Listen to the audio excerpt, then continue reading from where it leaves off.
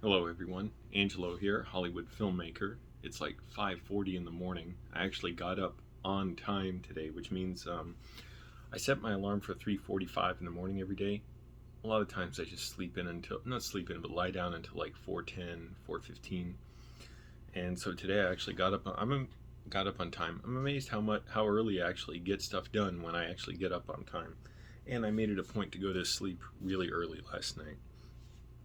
7 o'clock. I did some writing. I thought about watching a movie, and I was like, no, I'm not going to watch a movie. I've wasted too much time, which is why I panicked yesterday. Partly wasted time, partly just kind of disorganized mentally. I got this water filter, and I tried installing it under the sink to the cold water line. And when I installed it, the hose going from the sink, the actual faucet, to the water filter, it goes in basically, the water filter looks kind of like a big coffee pot. Like imagine, a big, almost like a vase, and the sink, it attaches to the top. There's two threads or two nuts on the water filter, one at the top, one at the bottom. So the faucet goes to the top one, and then the cold water line, like back to the, where the handle is to turn the water on and off, goes to the bottom one.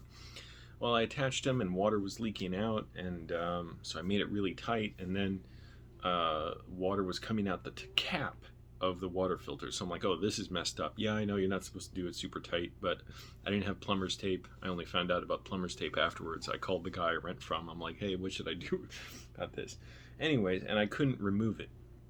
But basically, I got it on so tight, when I tried to remove the hose from the faucet to the nut on the water filter, the nut came off with it, and I couldn't get the nut off. I would like try and grab the hose and put the crescent wrench on, and I went to True Value yesterday and bought a crescent wrench. I had to take like 40 minutes out of my day just to go there for that.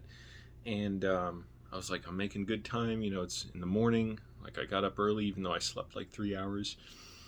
And because I was watching movies Saturday night after I wrote. Anyways, so I'm like, I was starting to like panic because I was so worried I'm going to be trapped all day working on this, trying to get the water running again, and not be able to write. I was seriously like panicking almost. Fortunately, I had a second crescent wrench. It was in my car, so I went and got it, and I had to have two crescent wrenches to get the nut off because I was determined to get my nut. And so I was grabbing it hard. My fingers were hurting. The fingers on my left hand is still kind of hurt, but I got my nut and put the cold water line back on. I'm like, man, screw this filter. Next time I'll just pay a plumber to do something like this. And I just returning it. But I seriously was like on edge all day. And then, I did a bunch of writing. I did way more than I was assigned in class, but I could have done even more. And that was frustrating to me. So I'm like, nope, I'm not watching a movie tonight. I'm going to keep writing. I didn't exercise in the morning for once in like 4 months. So I did like 200 squats last night, and I did my workout later in the day, but that gave me anxiety. Anyways, it got me thinking, man, I can never go a day without writing, I think. I don't know. Because I was so panicked, like thinking about, oh, I might not be able to write today. It was horrifying to me in a way. I mean, I had to really calm down. And then I knew I wanted to go to sleep early because I'm like, today I want to be focused. I don't want to be my mind going 10 different places, because when I get home from work, I want to write. Fortunately, I did get up early today, exercised hard. My left shoulder is kind of injured from repetitive use. I gotta take it easy when I do like these shoulder raises with the it's over here, but the exercise band that I have, like lift like this. It hurts my left shoulder and like around my arm, so I got to take it easy on that. And it was getting better, and then I worked it really hard yesterday. So, anyways, not a big deal. I'll forget about all that. But yeah, everything, it made me super anxious just to think, like, oh my goodness, if I have to go to True Value and do this, I'm going to lose so much time today. And so I'm like, forget it, forget the water filter. Why are so many things junk? The Wi-Fi repeater I got, junk. This water filter, junk. I still want a good Wi-Fi repeater because the internet goes out too much here. I'm kind of too far from the router. Or should I just buy a new router and get the, permission from the guy I rent from, which he'll be fine with it, but just buy a new router and put it in? I don't know. Anyway, so I realized I got to keep writing. And I had when I sleep a while, I slept like 8.5 hours last night. Man, I had some weird dreams. Holy crap. It's kind of scary. I won't get into it because how interesting is it to hear about? Basically, I dreamed Donald Trump became the boss at my job, and so I will talk about it, and eliminated mask requirements at work, and that scared me, and he sabotaged my job by removing a bunch of equipment that I needed so he could just fire me and everyone, and somehow it wasn't kind of like the job I work now, but it was more like, it reminded me of being on Fort Myers. Is it Fort Myer or Fort Myers? I think it's Fort Myers in Arlington, where my dad used to take me when I was young. And somehow it was like, anyway, and also he kept calling me wacko, like a psycho for getting vaccinated. And then it's like soldiers came and were like tearing up the workplace, and I remember somebody, like, I saw knocked over by a bunch of folding chairs, like somebody threw a bunch of folding chairs out the door at him, and I was trapped in a car with Trump, and I had my coworker there, and I'm like, we gotta get out of here, we gotta jump out of this car. Anyways, that was funny. So I'm trying to just stay focused. I got my notebooks that I'm writing in. Each notebook has a different thing to write, so don't get them mixed up. Oh, and I'm slowly making my way through this. I'm so busy with everything else. But that was kind of a good reminder too. I gotta,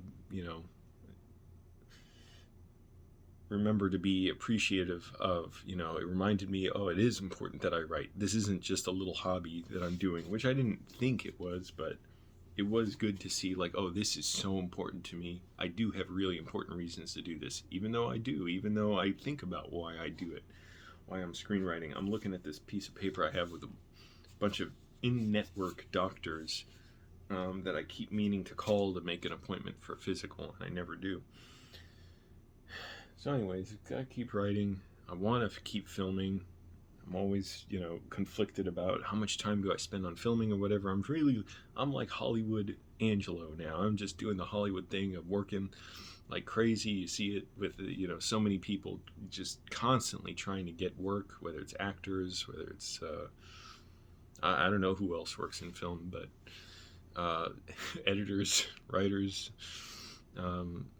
So anyways, just trying to, the other big thing is, I gotta exercise.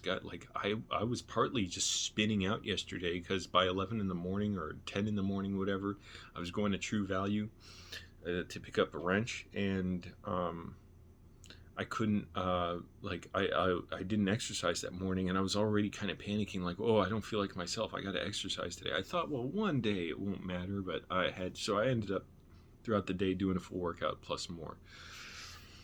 Also, why aren't there any hardware stores close by to me? I had to go to one like 4 miles away. I live right by Koreatown, basically in Koreatown, like I'm not sure what the distinction between Hollywood, Koreatown, but there were hardware stores or car parts stores. At least I could have gotten a wrench, and I probably could have gone to a car parts store, but it would have been busy, I'm sure. True Value, there's barely anyone in there. All right, I'm calming down. I gotta go to work. I want to go in early so I can get out on time, or early, but on time-ish. And I want to show some toilet paper I got from the food bank.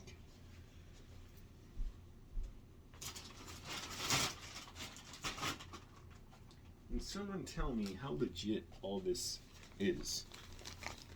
I've seen this for months there. I finally decided to get it. Now, obviously, because I bought it from the food bank, it's not going to make a difference, I guess, with the sales. I'm not sure how. Oh, it's bamboo toilet paper. Oh, it is bamboo.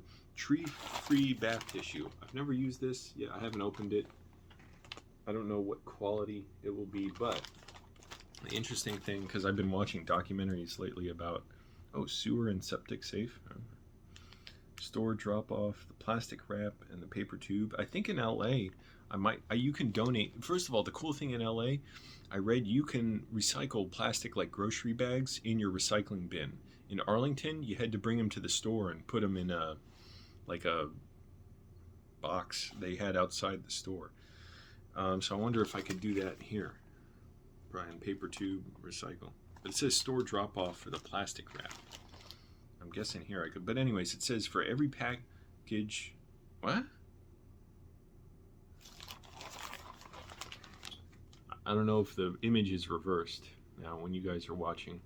But it says, I'm reading word for word. For every package for 10 rolls sold, Rio will remove 2.5 pounds of plastic from our ocean, beaches, and waterways, or 1.3 kilograms. So, because I got it from the food bank, it didn't make a difference for sales. I'm not sure how much it really makes a difference either way, and how exact they are about performing on that, but kind of cool idea. Rio, restoring integrity to the oceans. Rio is a group dedicated, I'm reading the side of the toilet paper, is a group dedicated to eliminating harmful plastics from our world's oceans. That's a good goal. You should look up a documentary about that on, I think Vice did a documentary about like a teenager who started a company to remove plastic from the ocean. And microplastics get there, and they get all over the world. Our goal is to actively use aggressive techniques to remove the existing maybe this is the kid's company, I don't know. Existing plastic material from the oceans while using existing and what? This? All right.